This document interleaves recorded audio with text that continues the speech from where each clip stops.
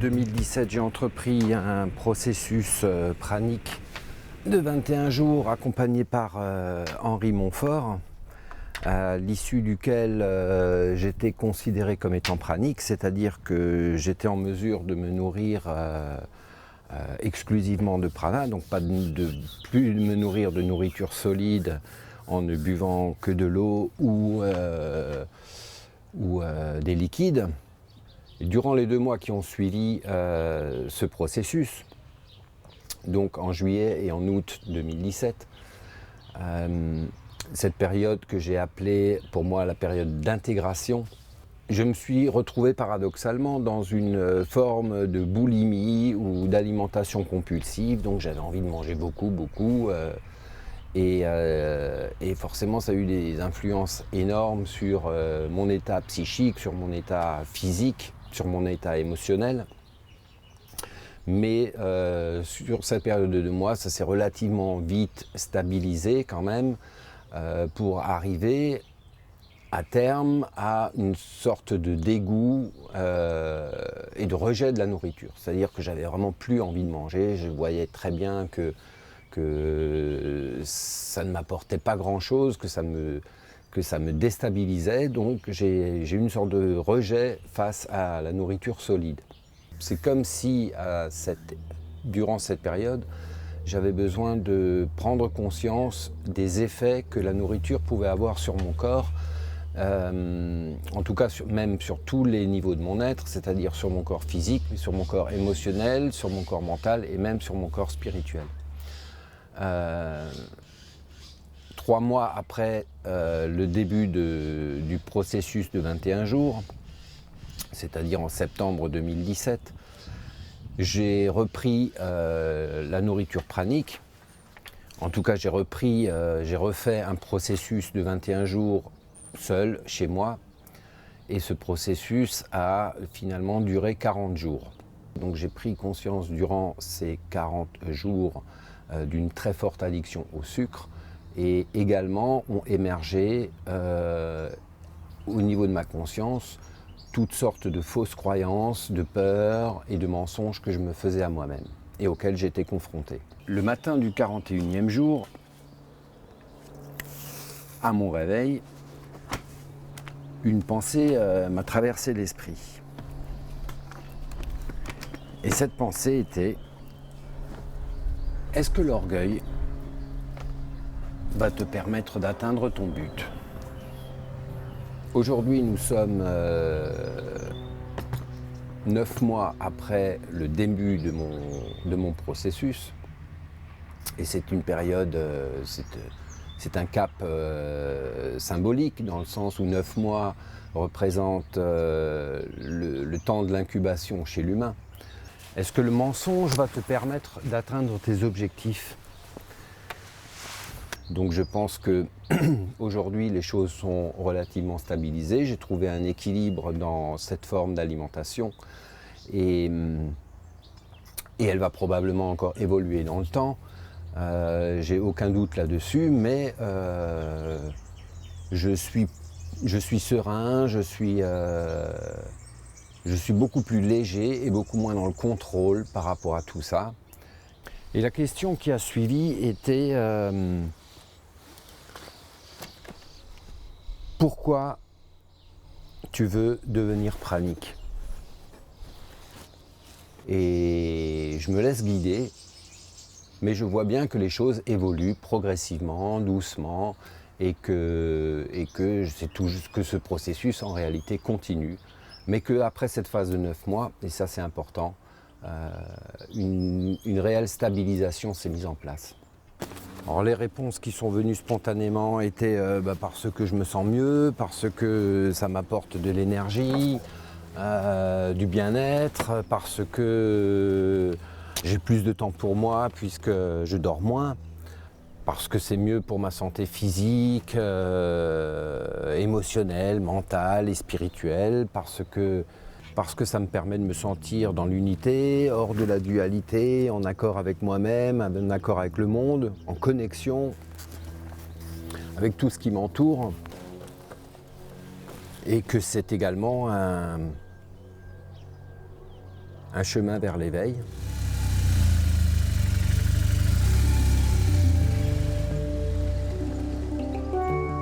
Mais pour être honnête avec moi-même, je vois bien que c'est aussi un moyen de me prouver que j'en suis capable. Et par identification à ce que les praniques représentent et à qui je voudrais ressembler. Pour voir si je peux transcender mon incarnation et devenir un être de lumière, un être d'amour, vivant dans le flot de l'amour inconditionnel. Et surtout, pour transcender la peur de la mort. Cette peur ultime de laquelle naissent toutes les autres peurs. C'est sans doute pour toutes ces raisons à la fois d'ailleurs. C'est pour mon bien-être et pour mon élévation spirituelle, mais également par orgueil. Par l'orgueil qui naît de la peur, par la peur qui naît du mensonge, par les mensonges que je me fais à moi-même, et par les mensonges qui naissent de l'ignorance des vérités universelles.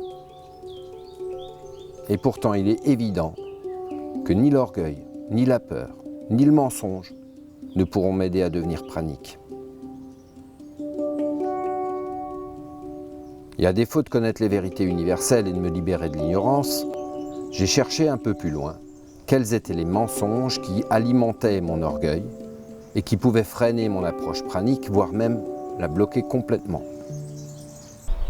Alors le premier mensonge qui m'est apparu est celui de vouloir devenir pranique.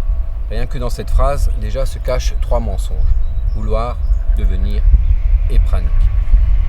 Alors dans le vouloir qui est le premier mensonge, à mon sens, il y a cette notion de maîtrise, de contrôle.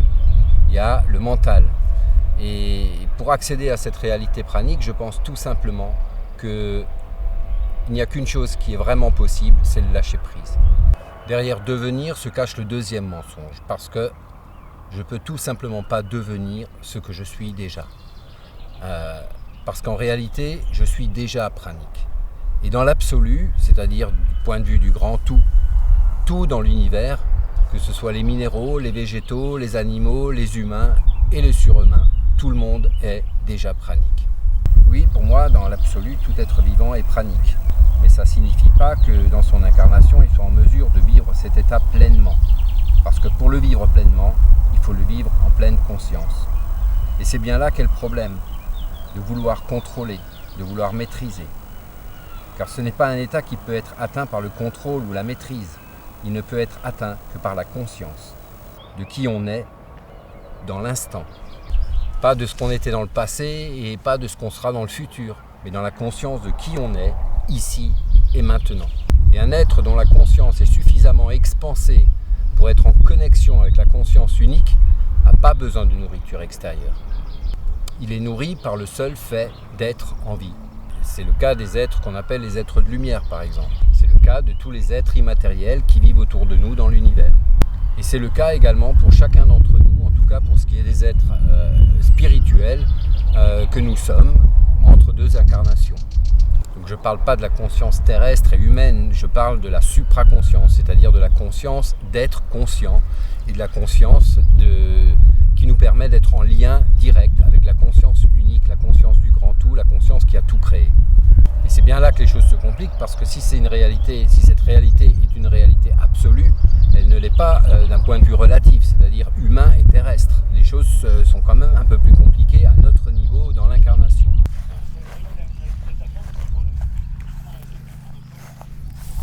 Ça va, Romuald? Ça va bien. Oui, c'était chaud. Ouais, c'est pas facile d'arriver jusqu'ici. Hein. Bon, regarde, Robin, il s'est mis dans les buissons. Ah, bah c'est bien, c'est bien. Moi, en fait, je pensais surtout à faire un tout petit peu de gonflage ce matin. Ouais. Parce que la dernière fois que j'ai volé, c'est remonté il y a 15 jours. Et oui, c'est vrai. Et c'est le jour où je me suis... Depuis, j'ai rien fait, donc je me dis, je vais quand même gonfler un peu. Ben, il y a une voile là. Il a laissé derrière le camion de Jean-Louis, là. Ouais.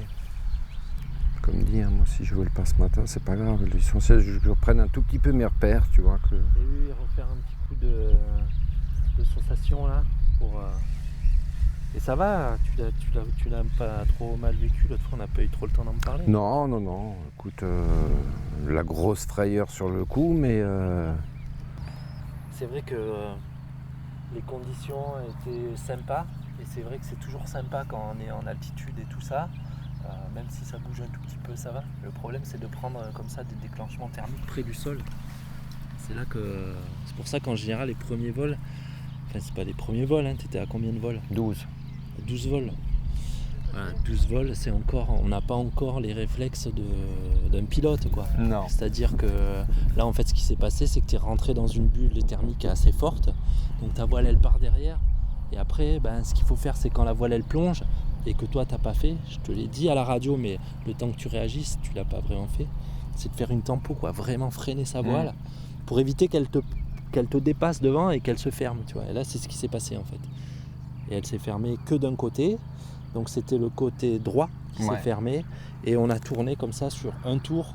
La voile s'est rouverte, mais ça fait un tour quand même pour atterrir. Donc après, ça se travaille un petit peu le soir quand on a des conditions douces. Là, on fait du tangage justement pour provoquer ces mouvements d'abatté et savoir les contrer, quoi.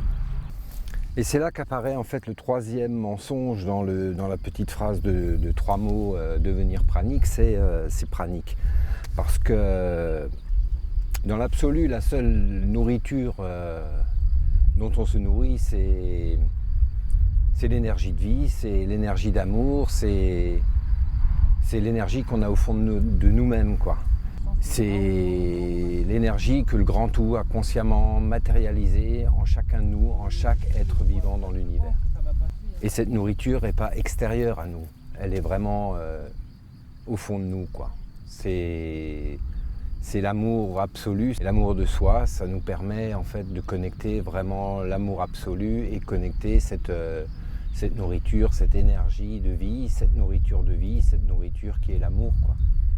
Du coup, pour moi, pranique ne veut plus dire grand-chose, ou en tout cas est un terme qui ne me convient plus vraiment, dans le sens où si on considère le prana comme étant une particule, une énergie matérialisée sous la forme d'une particule qu'on peut trouver dans l'air, qu'on peut trouver partout, ça reste quand même quelque chose qui est extérieur à nous, et même si forcément ça peut nous nourrir, pour moi c'est plus tout à fait ça, quoi. Donc c'est là que je dis que en fait d'être dans la croyance qu'on se nourrit du prana, je dis pas que c'est faux, je dis pas que c'est pas possible.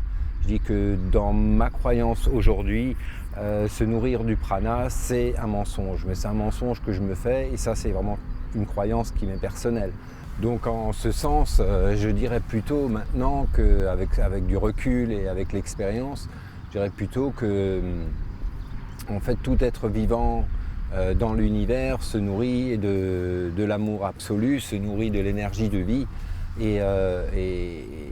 Et si sa conscience, si la conscience est suffisamment expansée pour être en connexion avec cet amour absolu, en fait, on n'a plus besoin de nourriture extérieure. Et ça, c'est pour les êtres humains, mais aussi pour tout être vivant dans l'univers, que ce soit végétal, animal, minéral.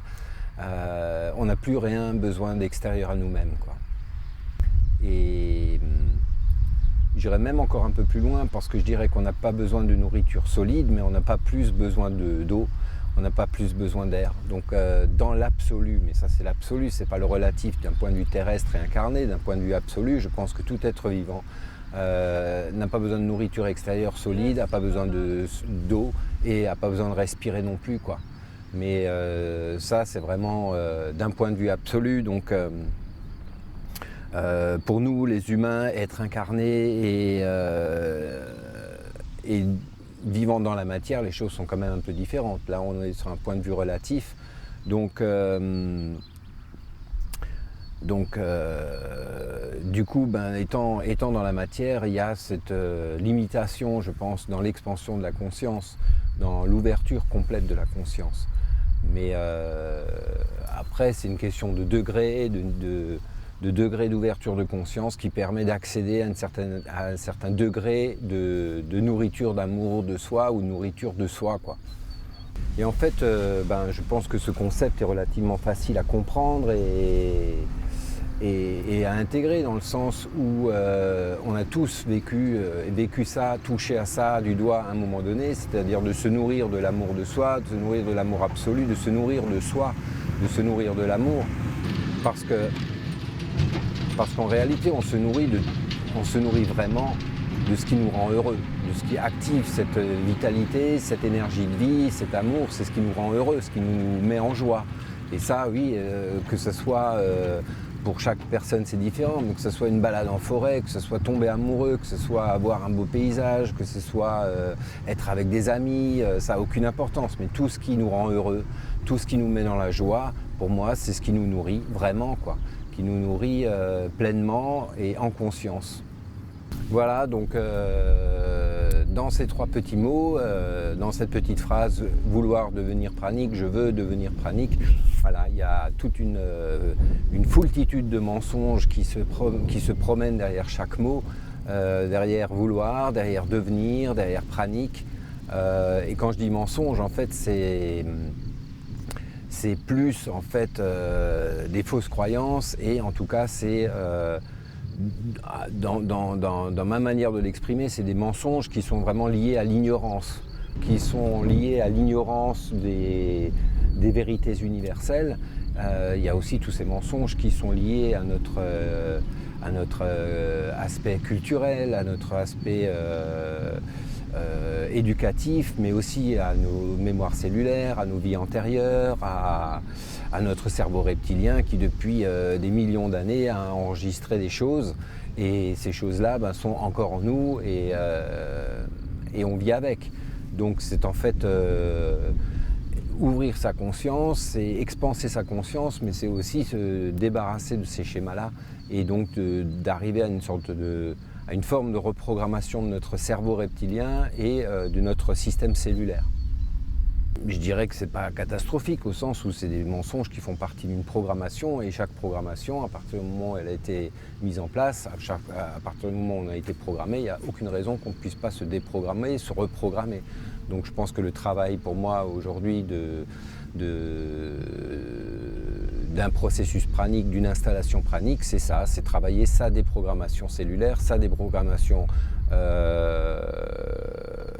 psychique, la déprogrammation de notre cerveau, et principalement de notre cerveau reptilien. Alors moi, ce que j'aime bien au niveau du parapente, c'est ce parallèle métaphysique entre la spiritualité et la matière, et la vie terrestre matérialisée, incarnée, parce que je me suis rendu compte que le parapente, mais plein d'activités quelconques, sont vraiment des activités spirituelles, comme certains autres sports d'ailleurs, mais sont des activités spirituelles au sens où elles touchent aux 4 niveaux de notre être. Elles sont vraiment des sortes de métaphores des 4 niveaux de notre être. Donc là, en fait, je mets en place la voile, et pour moi, la voile, c'est vraiment lié au corps physique. Donc, pour l'élévation spirituelle, pour l'éveil de la conscience, c'est déjà prendre conscience de son corps physique, et puis prendre soin de son corps physique, se débrouiller pour qu'il soit, pour l'entretenir, pour lui donner de l'amour, pour s'occuper de lui. Donc là, on est vraiment dans la matière, on est dans le corps physique. Ensuite, on verra que lorsqu'on se retrouve sur un décollage, juste avant de décoller, donc, on doit gonfler sa voile et on doit se préparer à se jeter dans le vide. Et là, en fait, on touche à un autre niveau de notre être, qu'on retrouve également dans toutes les formes de spiritualité, c'est le corps émotionnel. Donc là, on va se retrouver à devoir gérer autre chose, à vivre à travers autre chose en conscience, c'est notre corps émotionnel, parce que là, toutes les émotions remontent, toutes les peurs remontent, et pour pouvoir décoller, pour pouvoir faire un vol serein, il faut pouvoir être centré dans notre corps émotionnel. Ensuite, il y a le moment où on va se retrouver en l'air, donc on a décollé. On commence à voler, on doit maîtriser le démarrage du vol.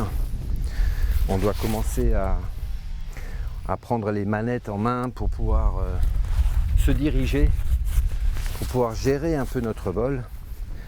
Et là, on est vraiment pour moi dans l'aspect du corps mental, c'est-à-dire du contrôle. Et alors il n'y a rien de négatif à ça, mais c'est simplement, encore une fois, d'être en conscience de notre corps mental, c'est de ne pas le maîtriser, mais en tout cas d'être dans la conscience de notre corps mental pour pouvoir transcender en fait, encore une fois, des peurs, des schémas de comportement, des programmations. Et une fois qu'on a passé ce cap, on se retrouve tout simplement en vol, en l'air. Et là, on commence à vraiment apprécier cette liberté, cette connexion. Et c'est là où on est en fait, où on passe au dernier stade, qui est le corps spirituel. Parce que là, on s'est libéré en fait de la matière, de la voile, on s'est libéré de l'émotionnel, le décollage, on s'est libéré du mental, du contrôle, du réglage de la voile, du pilotage, et on vole tout simplement et on apprécie juste l'instant présent, on apprécie cette connexion à l'univers, et c'est là qu'on est vraiment dans le contact de notre corps spirituel, de notre être spirituel. Et c'est là où le vol et la technique deviennent vraiment une grande transcendance et une connexion au grand tout. Alors après ma période de 40 jours, en fait, une de ces croyances m'est vraiment apparue très clairement, et progressivement, très vite, elle a disparu. En fait, je la sentais plus comme faisant partie de moi, vraiment de mes croyances. C'est quelque chose qui est apparu clairement et qui a disparu assez vite. Et en fait, à ce moment-là, j'ai pris conscience du travail, du nettoyage qui se faisait sur le plan cellulaire, qui se faisait à tous les niveaux de mon être durant le processus pranique. Ça a commencé pendant les 21 jours, mais ça s'est poursuivi ensuite aussi pendant la période d'intégration. Même lorsque je remangeais, il y avait quand même un travail qui se faisait. Et ensuite, on va dire le point culminant a été à l'issue des 40 jours sans manger. Là, c'est vraiment là que les principales croyances ou fausses croyances et les principales peurs ont vraiment émergé, et j'ai pu les mettre à la lumière. Et donc cette croyance qui était vraiment ancrée en moi, mais qui est ancrée en moi et je pense dans toute l'humanité, c'est que il faut manger pour vivre. Et un matin, ça m'est apparu comme une évidence que c'était une fausse croyance, et qu'en fait, on n'a pas du tout besoin de manger pour vivre. Donc, croire qu'en fait, croire qu'on a besoin de quelque chose d'extérieur à nous-mêmes, croire qu'on a besoin de nourriture, mais aussi croire qu'on a besoin de choses extérieures à nous-mêmes pour vivre, je pense que c'est une des plus importantes fausses croyances que nous avons, en tout cas que j'ai moi. Donc de croire que quelque chose d'extérieur à nous peut nous permettre de vivre est le plus grand mensonge. Et pourtant, sans nourriture extérieure, la plupart d'entre nous, nous sommes quand même voués à dépérir et à mourir. Donc là apparaît vraiment le grand paradoxe, mais c'est le paradoxe de la vie, le paradoxe que nous subissons, qui est engrammé en chacun de nous, mais en chacun des êtres vivants sur cette terre. C'est dès le moment où l'énergie de vie, dès le moment où la vie entre en chaque être vivant, en chaque être pour devenir un être vivant, apparaît ce paradoxe. C'est vivre égale mourir.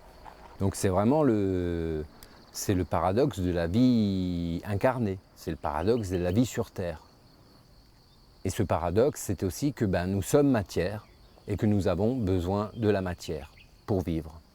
Ça, c'est c'est ce qui nous attache au côté matériel, au côté terrestre de notre vie, quoi. Et quand je dis ça, en même temps, aujourd'hui, ça me fait sourire, et puis ça me fait bizarre, parce que j'ai fait des études scientifiques, Et pendant très très longtemps, j'étais quand même très cartésien.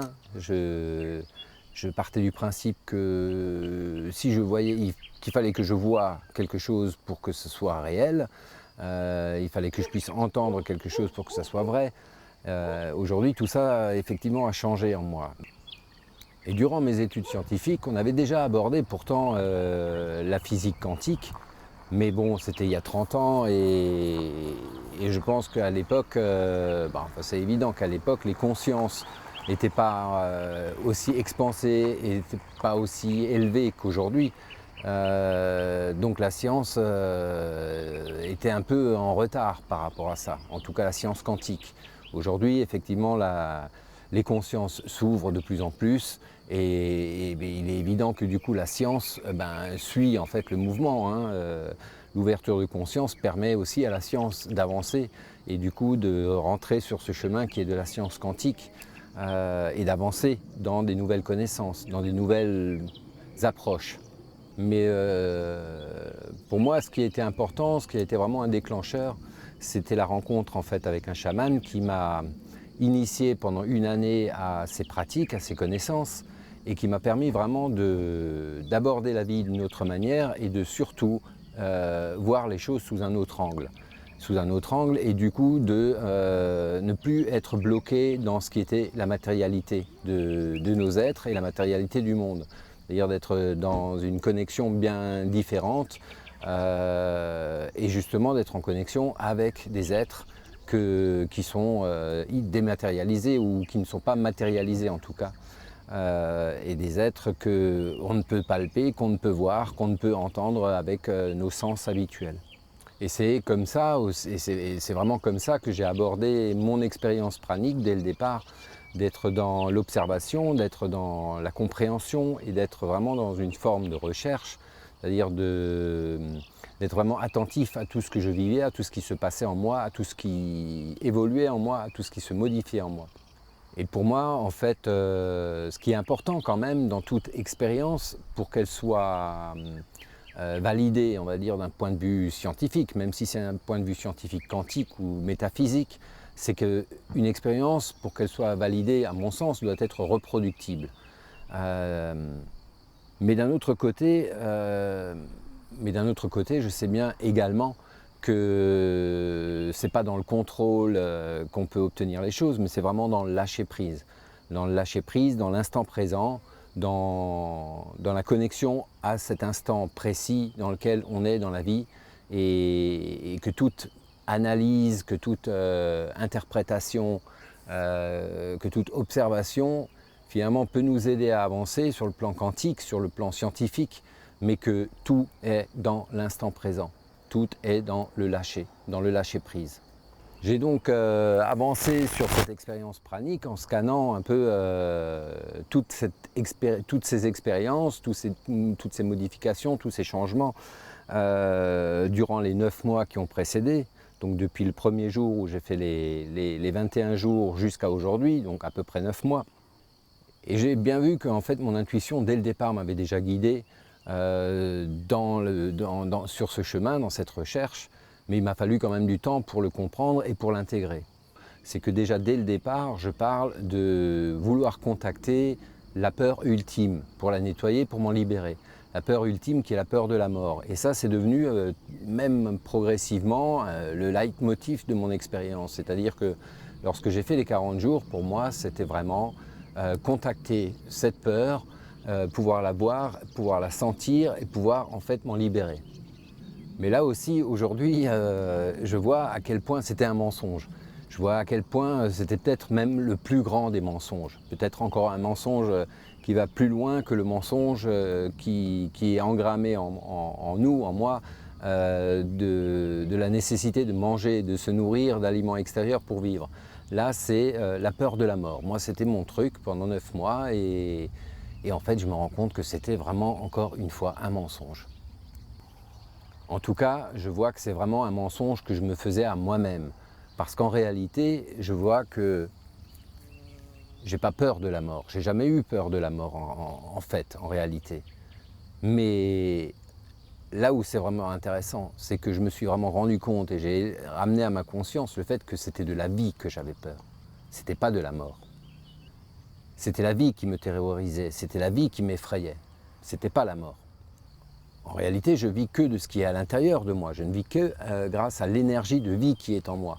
De cette énergie qui me permet d'être vivant. Et je dirais même que sans cette énergie de vie, sans cette énergie d'amour, ben, je n'existe pas. Et tout le reste n'est qu'illusion et mensonge. Et tout ce que je cherche à l'extérieur de moi, en fait, n'est qu'une une manière de me rassurer et de survivre à cette peur qui est d'être vivant, d'être là, d'être un être vivant et de devoir assumer et vivre cette incarnation.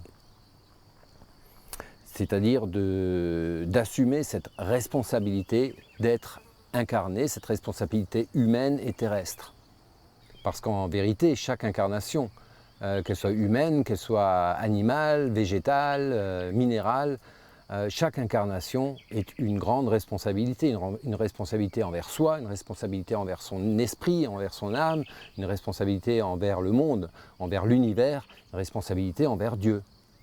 Et chaque incarnation doit être vécue, assumée et vécue pleinement.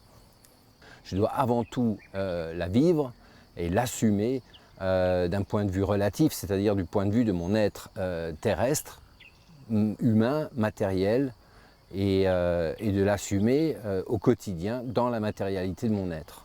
Et c'est bien pour ça que je suis incarné depuis des milliers d'années dans différentes vies humaines, dans différentes vies animales, dans différentes vies végétales, dans différentes vies minérales.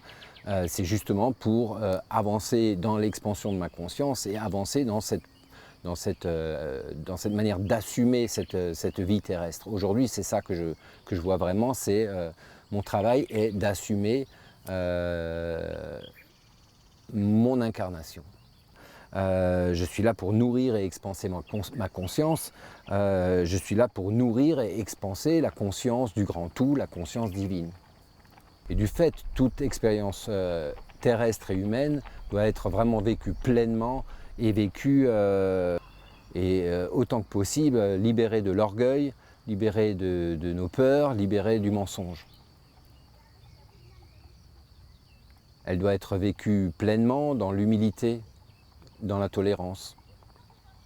Elle doit être vécue pleinement dans la conscience de mon être incarné, avec ses limites, avec ses paradoxes, avec ses faiblesses.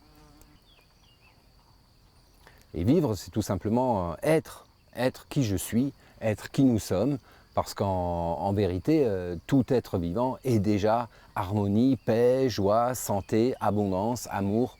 Il n'y a pas besoin de le chercher, tout ça. C'est déjà là. Et à mon sens, pour vivre d'amour, pour vivre dans l'amour inconditionnel, l'unique chemin, en tout cas que je vois moi, dans mon approche, c'est l'amour de soi. Commence par te respecter toi-même, par t'accepter toi-même, par te tolérer toi-même, par t'aimer toi-même, tel que tu es. C'est là qu'est la clé, à mon sens. Et avant tout, aimer, c'est laisser libre. C'est se laisser libre soi et laisser libre les autres. Et tout ça, c'est dans une... Et tout ça, ça rejoint en fait l'approche pranique qui est de ne pas vouloir contrôler, de ne pas vouloir maîtriser, mais vraiment de lâcher prise, parce que l'amour, c'est dans le lâcher prise, l'amour, c'est dans laisser libre, se laisser libre. Et s'aimer vraiment, quoi. S'aimer vraiment, être en contact avec cette énergie de vie, et s'aimer vraiment, se nourrir de ça, quoi. L'amour inconditionnel n'est pas quelque chose qu'on peut trouver à l'extérieur de soi. L'amour inconditionnel, c'est uniquement quelque chose qu'on peut trouver à l'intérieur de soi. Ce que je veux dire par là, c'est que c'est en contactant l'amour de soi qu'on peut contacter l'amour inconditionnel. L'amour inconditionnel, c'est comme une fleur qu'on a à l'intérieur de soi et qui a juste besoin d'amour et d'attention, d'un peu d'eau tous les jours pour grandir, pour s'expanser, pour rayonner, pour illuminer, pour grandir, pour prospérer, pour rayonner son parfum et sa beauté. Donc c'est comme une fleur, mais qui n'a pas besoin de grand-chose, mais qui en a besoin à chaque instant, à chaque minute, à chaque seconde, Et c'est ça, être dans l'instant présent. C'est être dans l'amour de soi, à chaque minute, à chaque seconde, à chaque instant.